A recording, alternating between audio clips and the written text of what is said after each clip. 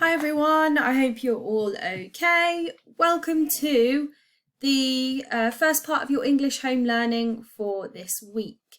Today we are going to be focusing on our book, so The Lion, the Witch and the Wardrobe, and we are going to be using a variety of complex sentences today, so we are going to be practicing those skills. You are actually going to pretend that you are a newspaper reporter today, and you're going to be making some notes. So I want you to imagine that you've been tasked with finding out some more information about the people that live in the mansion in which the wardrobe is situated. So today I'm not going to expect you to write a paragraph telling me about the wardrobe, because later on in the week you're going to be writing a newspaper report. But today I'd like you to write some notes providing extra information about the people involved. So we are going to be focusing on making our sentences complex by focusing on the who, the which and that. So as you can see down here, I've got a complex sentence. So I'll read it first. I've got Lucy, who is 8 years old, has been evacuated to the countryside. So this clause here is a relative clause because it gives us some more information. Without it, this sentence would make sense. Lucy has been evacuated to the countryside. However, who is 8 years old doesn't make any sense on its own. So this makes it a complex sentence. Okay, and you can see that it is broken up using punctuation. So we have got a comma here and a comma here, and then our who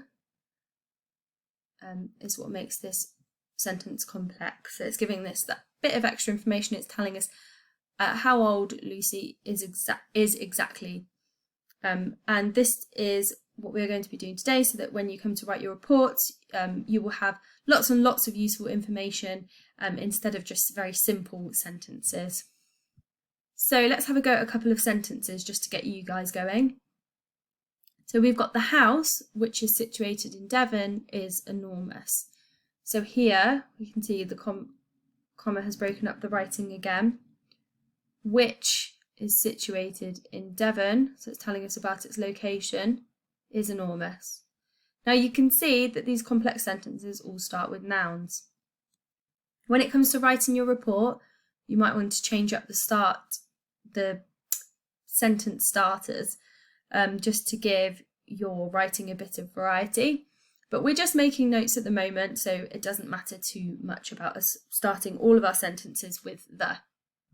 So let's have a go at some of these sentences together. Okay, so let's start with this one first. So we've got the wardrobe, which. Now I like here how they've used is in this sentence, because I can put pretty much anything after it.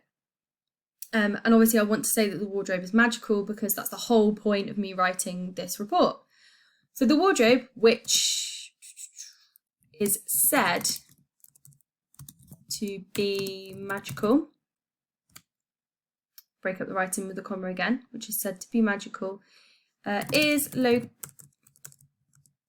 after the comma, is located in an unused spare room. Yeah, in fact, I'll just leave it at that. So the wardrobe, which is said to be magical, is located in an unused, that's not quite right. What has happened here? Unused, there we go, is located in an unused spare room. Okay, so I've got my comma here to break up the writing. I've got my which, and then I've got my other comma here. Okay, perfect. And then I've got the professor who. Okay. So what I might say is, because he's got some evacuees staying with him, I might just mention that there is no other children living in the household. So I might say the professor usually lives alone, has oh no, it's 4, isn't it? 4 evacuees currently living with him. Has 4 evacuees currently living with him. Okay, so that's giving me information that perhaps these new evacuees are the first people to find this magical wardrobe. And also it says that the professor might not be used to having children in the house. And lastly, we've got the village that. So the village that, let's see, I could say something about the population of people that live there. I could say about something about where this village is. I might say something about the population, I think. The village that is home to around 500 people.